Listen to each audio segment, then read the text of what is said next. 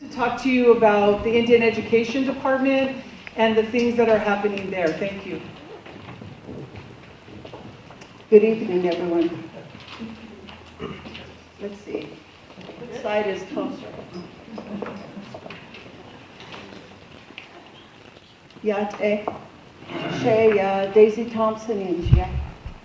Hachi, Incho, Ashin, Bashishin, Kia Ani, Dashe, Bada, Bashanella.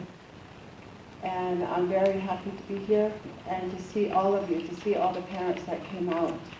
I'm also here, I see my husband here, Dr. Gene Thompson. Will you please raise your hand? I also have my parent committee here. I will introduce them. I have Jean Mahudi. Can you please raise your hand and come on up, because I'm going to have her speak also. And I also have Ashley Largo. Please wave your hand. She's our vice chair of our committee. I also have Wesley Singa was a part of our committee, but now he's here as a parent, so wave your hand, Wesley. I have our high school student representative. She goes to school, she's a senior this year at Albuquerque Vista High School. Benita Husky, please raise your hand. I also have, is Willinda here? Willinda Castillo? I didn't see you, where are you? I think I see her husband, please raise your hand. Her other half is here. Yeah. How about Lauren Stewart Grinnell, is she here? Okay. Valerie Martinez, I saw her coming in. And these are all current parents of students who attend APS. So at this time, I'm going to go ahead and give the mic to my IEC chair. Good afternoon, I guess. My name is Jean Mahudi, and I'm from the Papua Zone. And like they had mentioned, I'm the current chairperson of the Indian Parent Committee and the Indian Education Committee. It's combined committee, and we are a committee of 7, which includes parents, a student, and then a counselor, teacher, which is kind of open. So if anybody's interested, I'm advertising here. We have our monthly meetings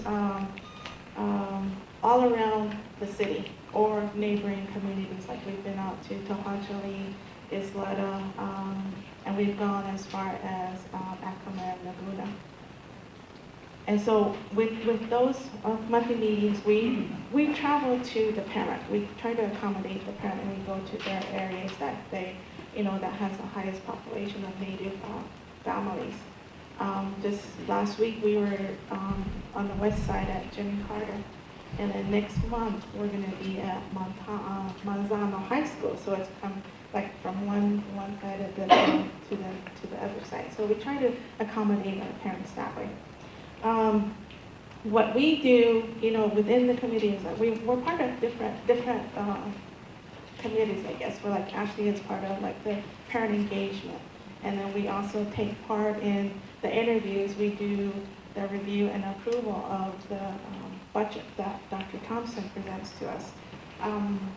And we try to, we're the advocates for our parents, our Native parents, and our Native students. So we try to be there, try to accommodate and try to hear what their concerns are. And on the agenda, we have time set aside for our parents to come address any issues that they have. If it's something that can be addressed within that meeting, Dr. Thompson is usually the one to address it. But if it's not something that can be resolved or answered within that meeting, then they take it and they discuss it within the staff, the office. So, and then they get in contact with the family and, let them know their resolutions or, what they can do.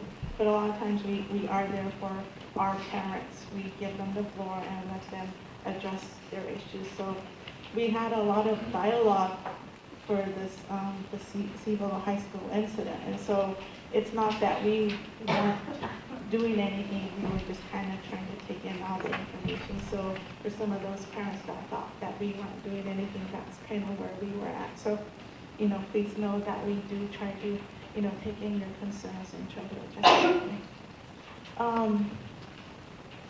A lot of our, the agendas and the meeting minutes are on the website, the APS.edu website. So if you need more information, you can find it there, along with our bylaws and our policies and procedures are on there as well. So that's just kind of a snapshot of what we do. But we, like I said, we're there for our parents, for our Native children. So we are there for you. We are, there for you, support you in any way that we can. So if you need to contact us, please do so.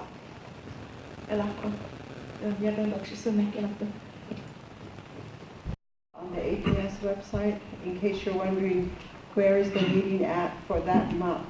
And so please go to the APS website to look at that. There's some initiatives that we have been doing and will be doing for many of our Native American students who attend APS. We are currently conducting focus groups with the Native American students, with our teachers, trying to get their opinions, their perspectives about their education, their identity, their values in the schools. And so we are gathering that through focus groups. The other part we're doing is that we have an instructional manager you probably know is Jay Leonard. He will be retiring, so we will be celebrating his retirement on Monday, the 28th at 1 o'clock at City Center. So parents, those of you, many of you have worked with him. So I'm just making that announcement tonight. We are recruiting 2 Navajo language teachers and 1 Zuni language teacher to add 9 more schools to serve in APS in those languages. I would like to see one of the things I would like to see done is probably statewide is to rename the native language courses. Instead of calling them foreign language courses, I would like to see that renamed and call it American Indigenous language courses, because they are not a foreign language. The other one is that we are planning the spring elementary student powwow at Susie Reyes Mormon Elementary School. We're getting ready for the summer Indigenous language camp for the whole month of June. And what that will entail is all the languages being spoken from the surrounding communities, and just invite the language teachers to come in. And we will recruit, our department will recruit all the kids to go to like the Karis class or the Tiwa class or the Tewa class. And so we will do that the month of June. And we're calling it the Indigenous Language Camp. The other one is that we're compiling our annual Native American student recognition and getting students prepared for the presentation of their seals and skulls, which is their presentation of ther language, tribal demonstration, and to talk about their community service. We will start work on the Spring Tribal Leaders Summit. As you may be aware of, we have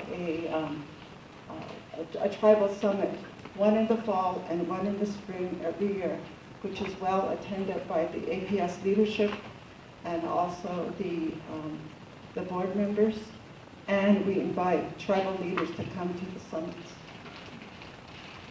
The other thing that we are working on is that we will begin public hearings on the JOM and Title VI application, and we will begin writing grants for the next school year. And I hope that the budgets are open, because if they're not open, it's going to impact us greatly in the Indian Education Department in terms of programs and staffing. The parent committee, they will be doing a work session next week to develop their goals, their objectives, and they will be talking about their annual retreat that is coming up. Because what they do is they review the current year, the prior year, and they plan for the coming year as they develop their goals and objectives. We are working on getting on the Native America calling radio. I contacted them, and the parent committee will be getting on that radio to talk about some of their plans, their initiatives, and they will probably be asked about their goals and their objectives at that point. We are compiling CIBs, 506s for the grants because it's the grants that require these. And so we are contacting parents.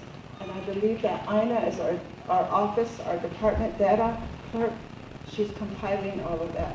So if you need a form, if you need a CIB letter, a 506 form, Ina brought some extra ones tonight, and she's over there behind that chart.